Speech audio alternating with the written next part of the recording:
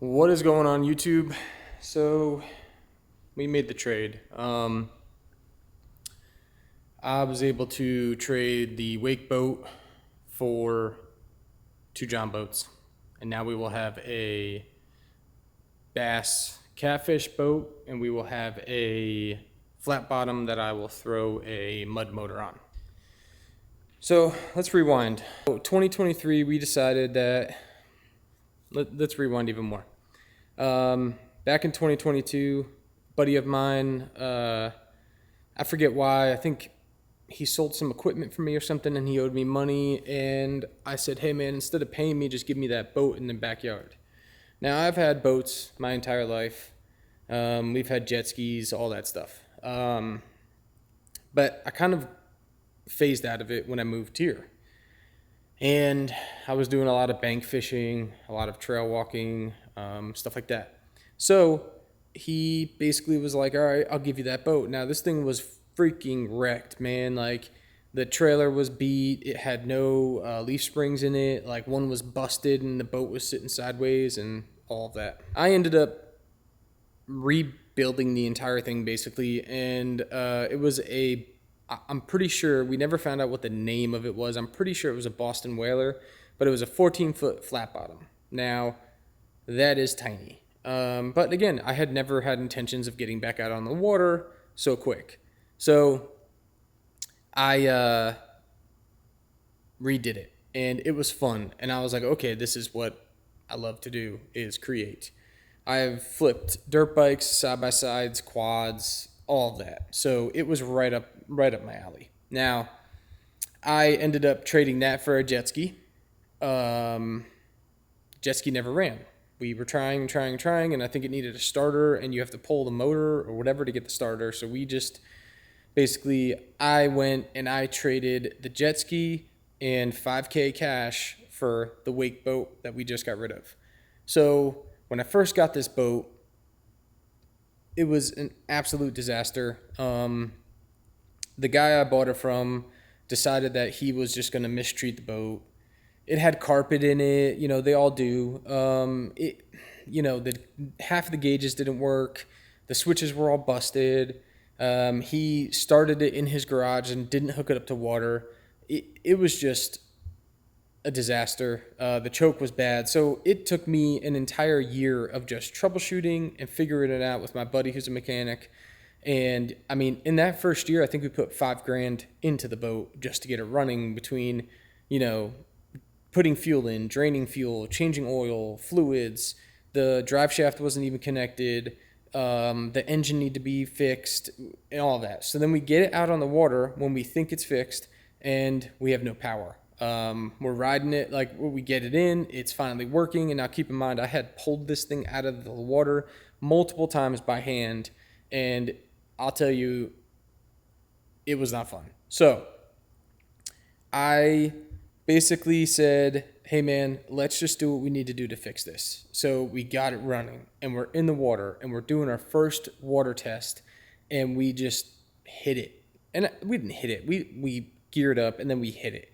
And we were like, wah, boom, and it just died. And I was like, what just happened? Nobody knew. And we just had no power. And couldn't figure it out. My mechanic was stumped. It was just a long season of just trying to figure it out. And eventually I, being me, dug and found out that the firing order was off. I don't know how it worked before and then it didn't work.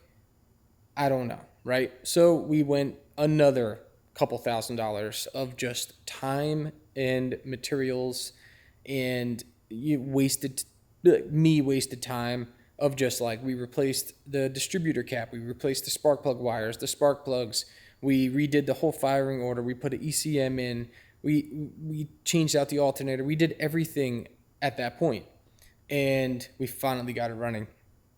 And once we got it running, I was like, okay. I started doing all my cosmetic stuff. And I did new flooring in it. I put the EVA foam through everything. I made panels that were missing. I changed panels that were rotted. I made like cup holders everywhere put in a whole blue light system, like everything. We did everything that season. So our second season was full blown on the water, massive amounts of memories. We had a blast on that thing. And that's when I started wakeboarding. And that was a whole nother story by itself. So come 2024, I decided to have the dash redone because the dash had never been redone. The perfect pass wasn't working right. Half the gauges didn't work. The switches all didn't work. So we said, screw it, let's just redo the entire dash. So I had a custom dash 3D printed.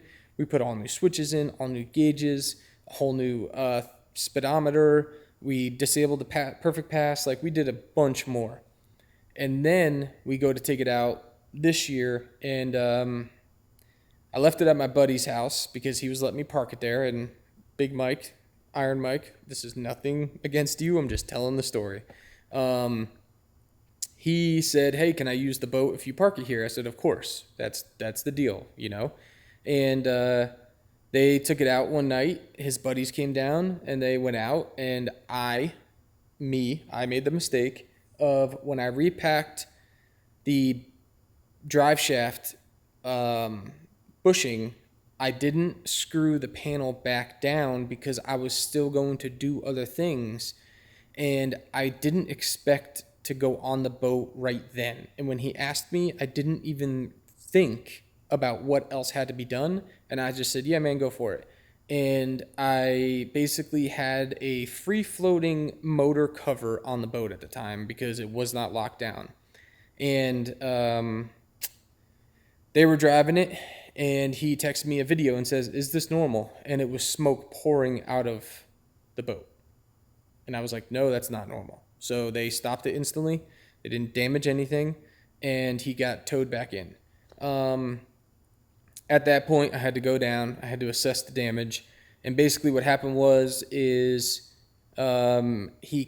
his buddy who was driving kicked the motor cover. It knocked the belt off the raw water pump, and there was no water circulating through the engine. Now, normally this would be bad, but because they caught it right away and shut the boat off, we saved every piece of that thing. The only thing was the muffler, and that was because the muffler, basically it was smoking because it was steam, and the muffler blew out and cracked, and it was pushing the amount of water in the engine, and the heat combined was creating the steam. So we didn't run dry, but we did we did screw the entire muffler system up. So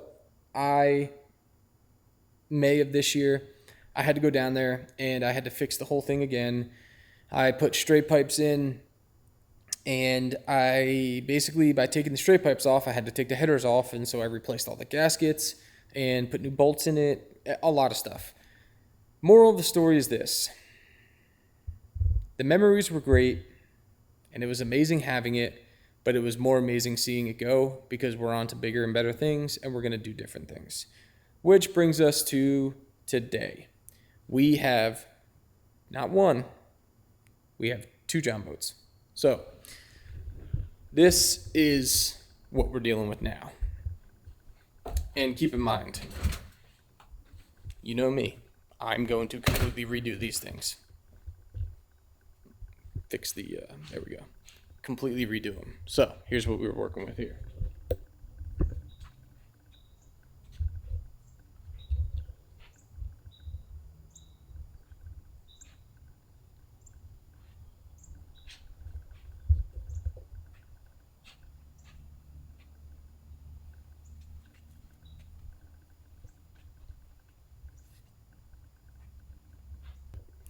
Now, I got them in working order, and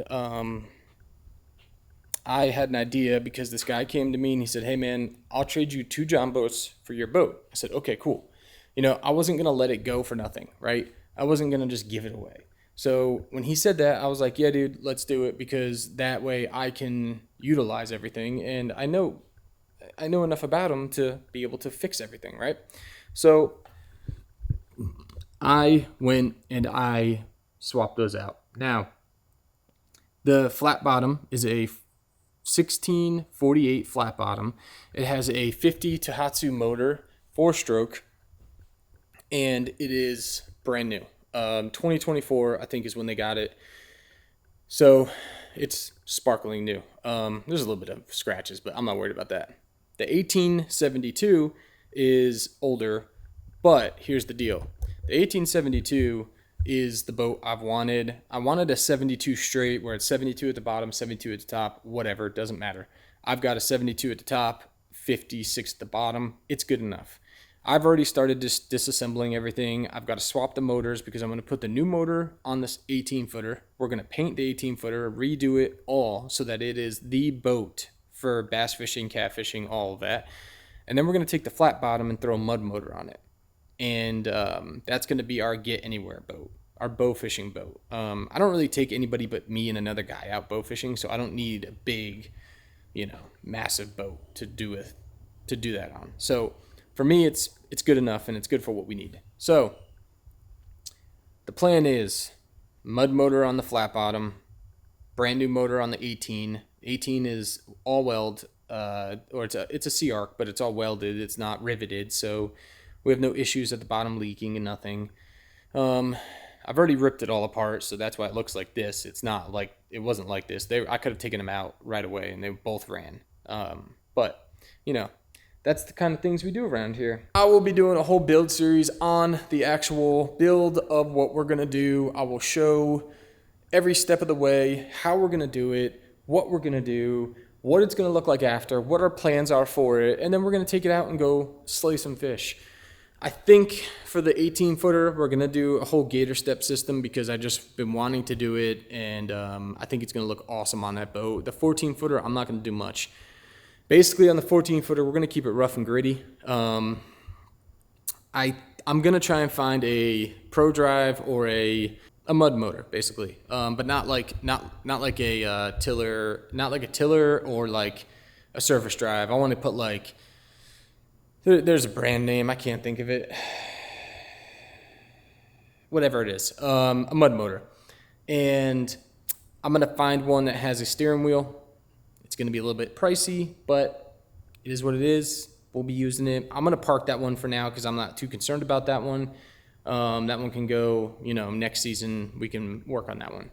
The 18 footer is really what I'm more concerned about because I can use that year round and I can make a bunch of content fishing out of it. So I'll fill in some clips and, of things I'm doing right now to it, disassembling everything, swapping the motors, all of that stuff. And that's that.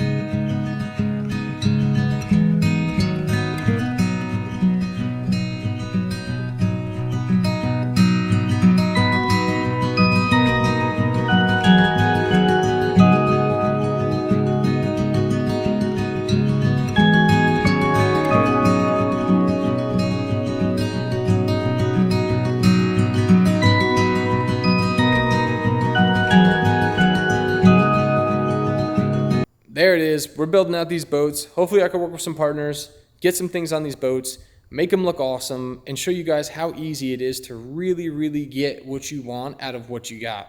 And that was the whole purpose of this, is taking the two most generic boats that we could find. Now, it wasn't always two. I was looking for one 18-footer, but I got lucky. So we took two, and we're going to make them super dope by using a generic boat. So that's that. If you guys like these type of videos, comment, subscribe, let me know what you want to see. We're going to do the build series, and we're going to, enjoy life, because that's what this is all about, is enjoying life. I just want to be real with you. We had a loss in the family, and it hit me super hard. And I'm not the one to get sappy and, emotional and whatnot, but man, life can be so short that you don't even realize life is happening. And the fact that who I'm talking about has moved on, this was one of the healthiest guys we knew. And he ran marathons and worked out and cared about his physical and mental appearance. And sometimes your maker just calls you home. And we, as humans, don't understand why. And it's hard, man. It's hard. But life is crazy. And you have to live life. You can't let life live you. You have to do everything in your life that you want to do because it can be over tomorrow. And no one is going to tell you. Nobody's going to let you know when that happens. You don't know the day that you're called home. You don't know when your time here is up. And, working a 9-to-5, dealing with drama, having people around you that are toxic, being in those relationships you shouldn't be in, having friends that don't care about you, none of that, that is human level stuff. That is stuff that keeps you so far from living your true life. And it's designed that way because we're in a devil's playground. And it's kind of one of those things where they don't want you to know your true potential, because if you knew your true potential, they would have nothing against you. They wouldn't even be able to fight with you because you are a superior being. So all I can say is this, man. Get out and live life. That's what I'm doing. I've realized that I have a lot to share. I have a lot of creativity to work with. I also realized this. My creativity, I've always judged against everybody else's.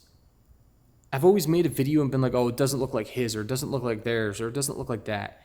And I'm realizing that, I don't want to be like those people. I don't want to do the things those people do. I want to do it how I want to do it.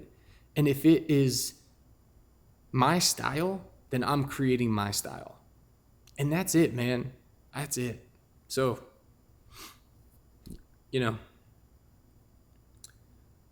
I will see you one day again, my friend. I will. But that's it for this video. I'm not going to get sappy and emotional. I just want you to know that every one of you are special. Every one of you has a gift, and we all need to explore that gift. And we need to get out and live life. So stay in touch with yourself. That's the phrase he always used. I'll see you in the next one.